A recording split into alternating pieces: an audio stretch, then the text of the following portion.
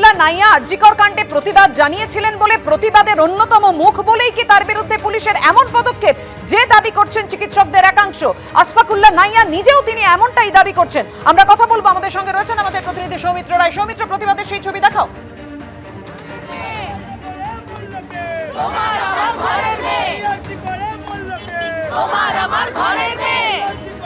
Phone কেটে গেছে, কোনো কারণে আমাদের সঙ্গে আমাদের প্রতিনিধির যোগাযোগ বিচ্ছিন্ন হয়েছে। আপনারা দেখতে পাচ্ছেন প্রতিবাদ বিক্ষোভের সেই ছবি। আসফাকুল্লাহ নাইয়াকে হাজিরার নোটিশ দিয়েছে পুলিশ। বিশেষজ্ঞ না হয়ে স্পেশালিস্ট হিসেবে প্রাইভেট প্র্যাকটিস করার অভিযোগ তার বিরুদ্ধে, যদিও তিনি সেই অভিযোগ অস্বীকার করেছেন। উজ্জ্বলের কাছে আসবো। উজ্জ্বল, চিকিৎসকরা কি বলছেন আসফাকুল্লাহ নাইয়ার বিরুদ্ধে পুলিশের এই রকম ভাবে পদক্ষেপ এবং 12 জন সাসপেন্ডেড চিকিৎসকের বিরুদ্ধে একের পর এক জামিন অযোগ্য ধারায় মামলা? একদম তাই। দেখো, তার আগে তোমাকে বলি, সেটা হচ্ছে এখনো পর্যন্ত কিন্তু জুনিয়র চিকিৎসকরা এবং বিভিন্ন সিনিয়র চিকিৎসকদের যে জিবি বৈঠক, সেই মিটিং কিন্তু এখনো পর্যন্ত চলছে।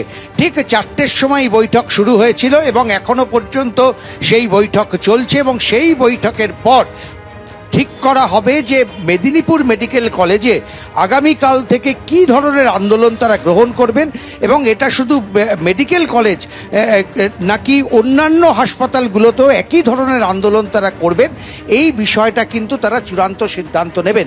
স্বাভাবিকভাবে এখনো কিন্তু এই গুরুত্বপূর্ণ বৈঠক চলছে এবং সেই বৈঠক কিন্তু এখনো শেষ হয়নি। পাশাপাশি দেখো, আমরা ইতিমধ্যেই কিন্তু শুনেছি। নজর থাকবে আমাদের সেই দিকে। সৌমিত্র, দেখাও।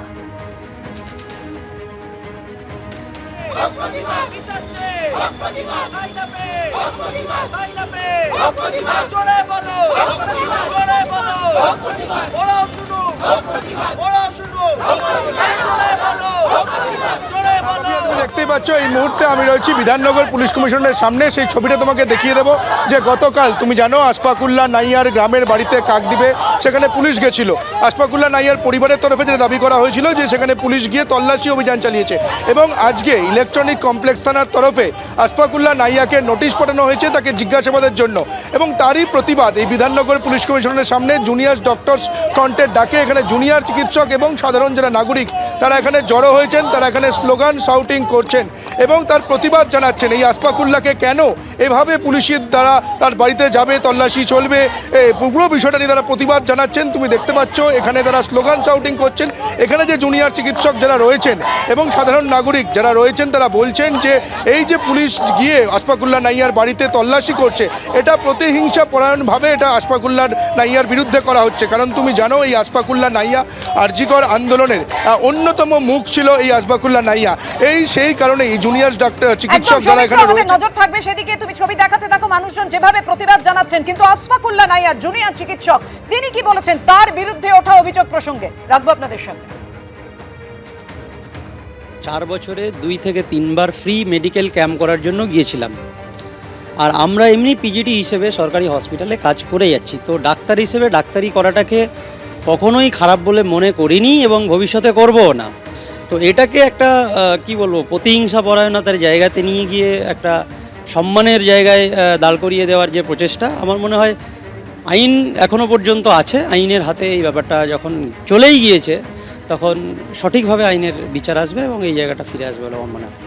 MS লেখা প্যাড আপনি পাবেন না কোনো জায়গায় চিকিৎসা আমি ওভাবে করিনি। যে আপনার অ্যাডভার্টাইজটা দেখছেন, এই অ্যাডভার্টাইজটা যারা এই ফ্রি ক্যাম্পের আয়োজন করেছিলেন এবং যাদের ওখানে গিয়ে আমি পেশেন্ট দেখেছি তারাই এটা করেছিলেন, অ্যাডভার্টাইজমেন্ট তারাই দিয়েছিলেন। এবং সেক্ষেত্রে একজন ডাক্তার হিসেবে আমি যে রোগীটা দেখেছি সেটা আমার জায়গা থেকে রোগী দেখেছি এবং সেটা free medical camp. Again I am telling, free medical camp. এবং একটা নিয়ে বিতর্ক হয়েছে, আমি বলেছি আমি 1000 জায়গায় 1000 পেশেন্ট দেখেছি। এটা নিয়ে আমার কোনো রকমের দ্বিমত নেই, কোনো রকমের ডিনাইল নেই যে না আমি পেশেন্ট দেখিনি। কিন্তু এটা নিয়ে বিতর্ক হয়েছে, বিতর্কটা আইনি পথ ধরে যেভাবে বিতর্ক সমাধান হয় সেদিকটা হোক, সেটা আমিও চাই।